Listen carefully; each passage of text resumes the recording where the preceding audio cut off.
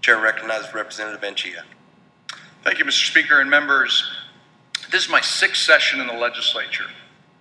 I've never, ever given a personal privilege speech. I wanted to reserve my first one for something that I thought was very, very important.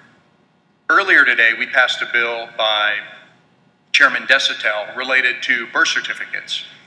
And out of respect to Mr. Desitel, I had planned initially on speaking on the bill to make this point, but I didn't want to, I wanted to make sure his bill wasn't jeopardized. So instead, I'm furnishing this personal privilege speech.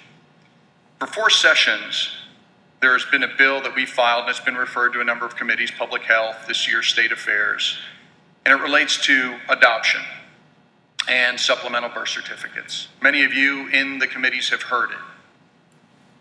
A lot of you have not, and that's why I wanted to address the body today, because I think Texas is better than what our laws reflect, and the House is better, has more dignity and integrity than what we're showing right now with respect to these children. These are adopted children members.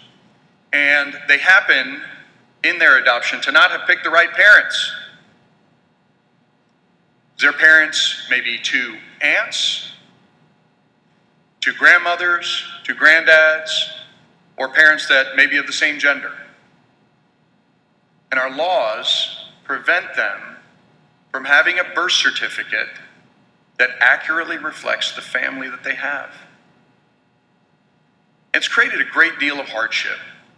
This year, the young lady who babysits my children, Zoe, came to testify in favor of the bill. And every layout that we have on this bill is fantastic, and the members are moved. Because regardless of who the parents are, they recognize that this is about the kids. This is about adoption. This is about promoting families. But inevitably, the bills die. And I'll never forget, Zoe had a great deal of affirmation after the committee hearing. She thought that this legislature actually might make things right so that she can no longer have difficulties when it comes to getting a passport. She no longer would have difficulties or worries related to one of her parents passing away and not being entitled to the benefits that would otherwise come to her. And these are the things that worry her, and she's a kid. She's a great kid, too. I trust her with my kids.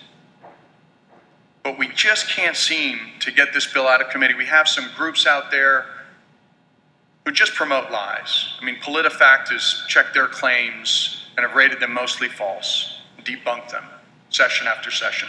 But we can't seem to get this right. And the reason we're in this position is that in 1997, our friend and colleague Will Hartnett carried an amendment that I know he cared about very much. And he said in that amendment that a supplemental birth certificate can only be granted to one parent, the male, the father, and another parent, a female, the mother.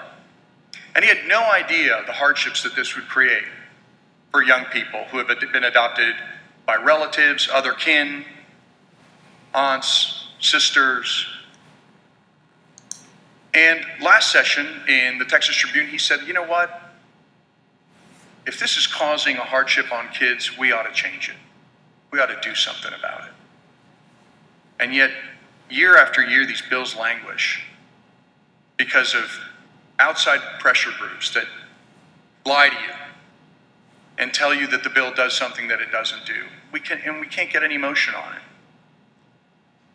What we really should do, and the way to fix this, members, is simply say that a supplemental birth certificate for these adopted children needs to reflect the court-ordered adoption. That's it. It's that simple. That's the way the law was before until 1997. Because it makes a big difference to these kids. They deserve a birth certificate that reflects their real family. And if this legislature is about adoption and furthering adoption, and if this legislature is about families and keeping kin together, then we really should do better. We can do this and we should do this and not yield to pressure of outside groups. Because regardless of how you feel about a kid's parents, you're always good to the kid. Whether you do that in your Sunday school, whether you do that in your school or a playground. Even if you don't like a kid's parents, you're always good to the kid. You know the kid is innocent. They didn't pick their parents. But those are the parents that they have. And you know, those are the parents that they love. And they deserve an accurate birth certificate. Members, we can do better on this. Texas is better than this. Thank you.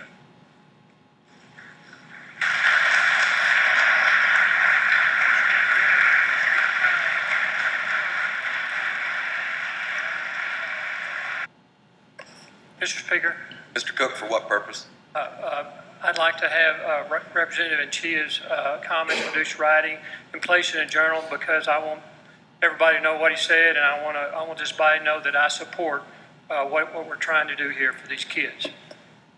Members, you've heard the motion. Is there objection? Chair hears none. So ordered.